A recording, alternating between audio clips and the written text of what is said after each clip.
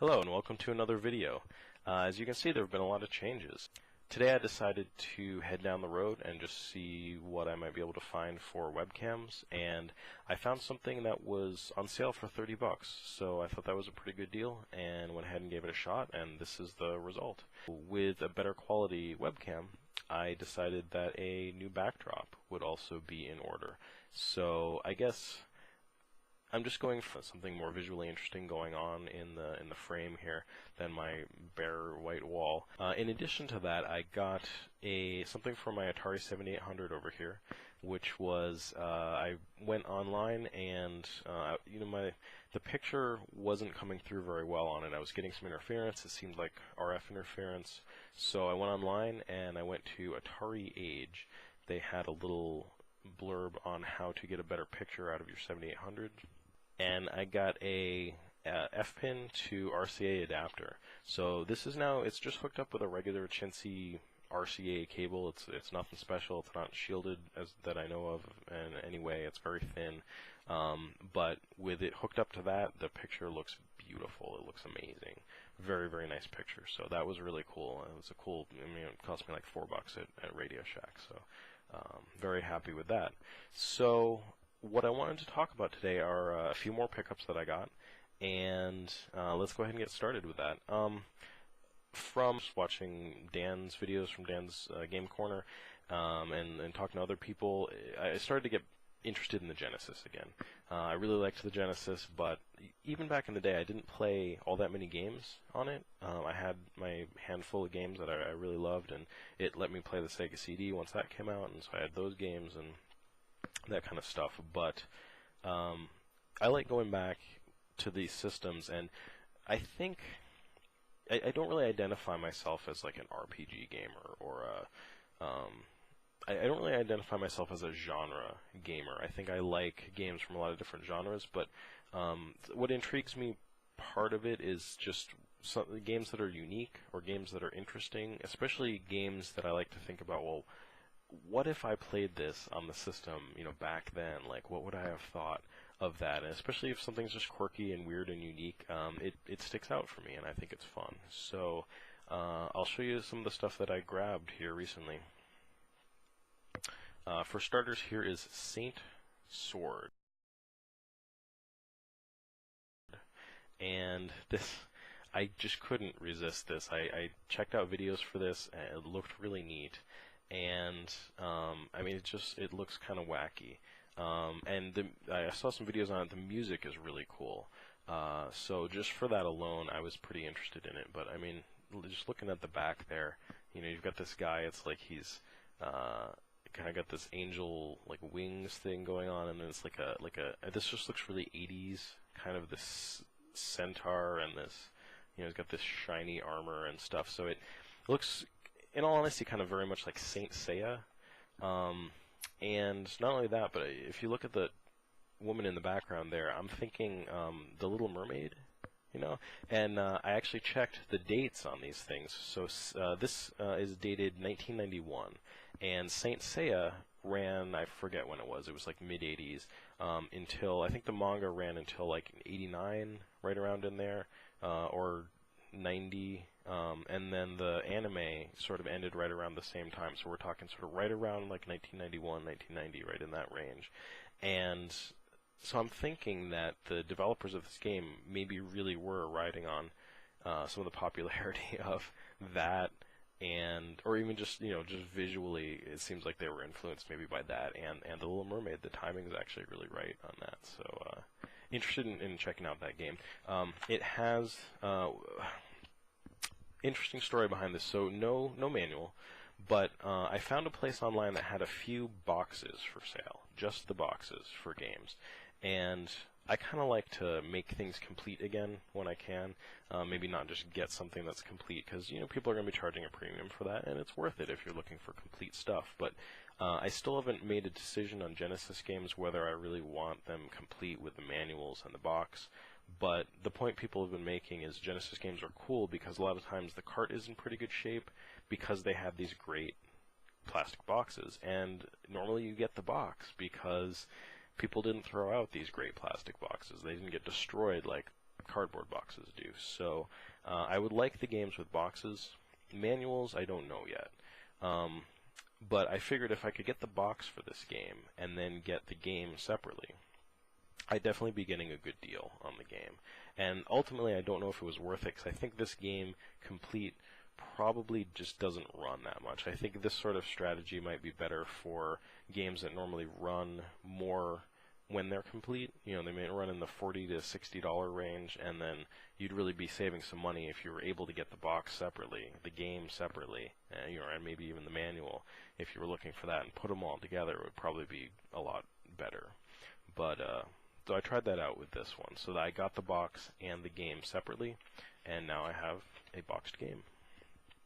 Next up is Valis III, and the Valis games just look really neat. You can't really say you don't want to play a game with like a Japanese schoolgirl like running around with a sword,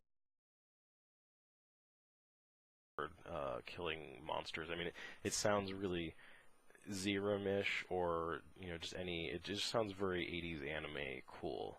And this is just the box. Like I said, I found a place that had a few boxes. So this is one of those ones where I thought, I'm going to feel comfortable, I'm going to feel at ease owning the box and knowing that I can find the game, or maybe find the game and the manual separately and put them in here, and I'll definitely have a complete one without maybe spending for a full boxed version. And I pulled my Genesis collection out. I do have one. It's not huge, but a lot of the games that I have are loose, and a lot of the stuff that I pick up is like unlicensed games or things that have weird carts or just stuff that's unique, because I see it and I'm like, what is that? I wonder about that. Like, I want to see that. And so, and it's worth spending like $2 or $3 or something to get some weird cart and just see what is up with it. So Ranger X is one of those ones that I had just the cart for. And this place that I found that had just a few boxes available for Genesis games that were empty had a Ranger X box. So that completed my Ranger X, again without manual, but it boxed my Ranger X. This is the Ranger X that I had originally that I put in the box. And then it also came with a little Sega poster. This has like the Game Gear and the Genesis and the Sega CD. It sort of covers like a handful of games for each of those. So that was a pretty cool include, and then I think there's like a registration card there. So it's almost, I don't know if that poster even came with this game, but it's almost like super complete if it just had the manual. But what I really wanted to talk about today is something that I'm a little foggy about, and I'd have to say the collection community is probably a little foggy about too. But one of the games that I had in my collection already, because it's unique and a little weird, and I just happened to find it, and I was like, I have to pick this up. This is just weird. What is this? It's called Whac-a-Critter. Right? So I started doing some research, and come to find out, it has a controller that works with it that's made specifically for that game. It's a whack-a-mole game. So I started looking around for this, and I was just really lucky, I think, really good timing. I looked, and on U.S. Amazon, they had it available. I think there's a little bit of disagreement as to really what this sort of thing is worth and how rare it is. I read online, it sounds like some people have spent like $200 and $300 on this controller because it just never shows up, and it's hard to tell what it's worth. People are willing to spend that kind of money on it. That's cool. But anyway, so here is this. This was my it was about $26 or $7, I guess, with the shipping. I got this Smash controller to go with. I guess the game is called Mallet Legend. I don't even think Whac-a-Critter is in the title of the box. This is why I love this unlicensed stuff. It's really weird. So here's this, and I wasn't even sure if this is legit, or people were just making, maybe somebody decided to make some of these, but it looks pretty legitimate. You've got you can sort of see a crease there, something's been sitting on this box for a while, And you know, the box it's in good shape, but it's a little beaten up. I mean, this kind of seems like a 20-year-old thing. So I'm going to open this up. Oops. See what this is like there. And there are no dates on this, so I couldn't find anything that said, like, sort of indicated at all when it was manufactured or anything like that. But I'm just gonna peel this out of here. And this is how it came to me. So it's in this plastic, but the plastic wasn't sealed or anything like that. And it says Realtek on it. It says Realtek on the back. And you know, this was all like wrapped up. I've actually taken it out once. So you know, it's not sealed on the end. You can just sort of slide this off. And I'll put that over there. So here it is. I think it's pretty cool. I tried it out, and it plays pretty well. So let's go ahead and try this out. I want to actually show you guys how this works. Okay, hello, and we're going to go ahead and try playing this game. I've actually tried this a couple times, and it's gruelingly, unforgivingly difficult. But let's see what we get. This intro, on the other hand, is delightfully cheesy. I'm very satisfied with the cheese of the intro. And I love how, like, the cartridge and the title screen have completely different titles. AV Artisan Incorporated, 1893.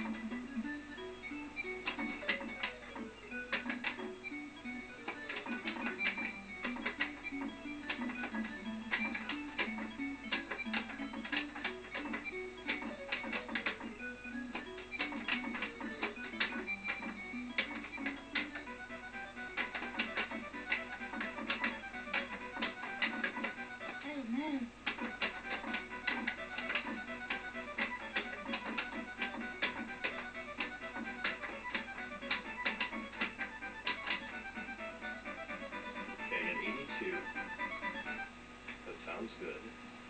59%. 4,100 score. That gets added to my total. I've continued a couple times here. Yes. Alright.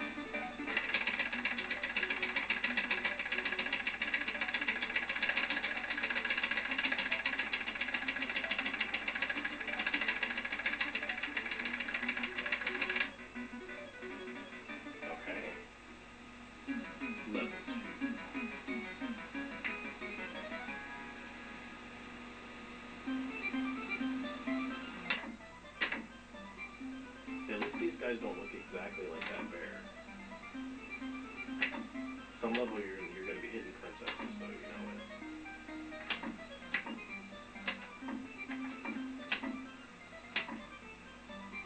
Oh man, I still hit the bear.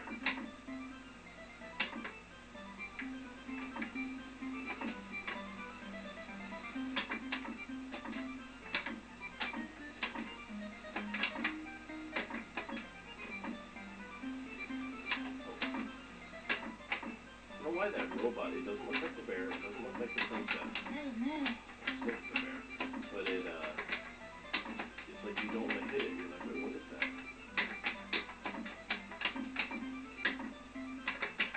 Wow, this is kind of a weird pattern.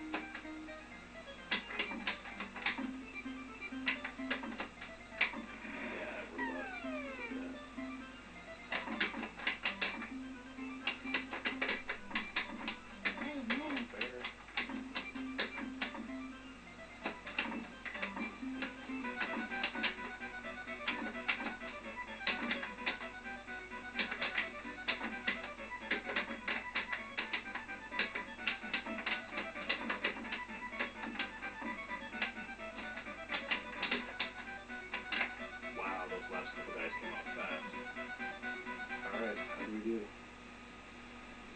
5%. So that was Mallet's Legend Whac-a-Critter on the Sega Genesis with the Smash controller. I do not want to tell you how much of an ordeal it was making that video. That would be an entire other video unto itself. So it got cut a little bit short, but I hope that you enjoy it. I at least managed to get to the second level. And I guess in conclusion about that game, it's certainly a historical curiosity. It's really interesting having its own unique peripheral for the Genesis. In terms of a game, I think there's a lot of potential there. The controller gives it kind of a gimmicky, this is different than other stuff out there, and kind of like the Wii system or something like that. I think maybe ultimately it didn't really reach its potential, and even if it had, I think I don't know if it would have been a great game. Probably more of like a time waster to just have fun for 15 minutes, and probably kids might like it a little bit more than somebody looking for a deep gaming experience. But certainly it pulls no punches right at the beginning there. It doesn't ramp up the difficulty. It doesn't sort of start you off easy. It's not like an impossible game. I got through the first level. It wasn't that hard, but it doesn't like ease you into it. If I was a kid and I started playing that game, I'd probably give up after 5 minutes and just be like, I'm not playing this.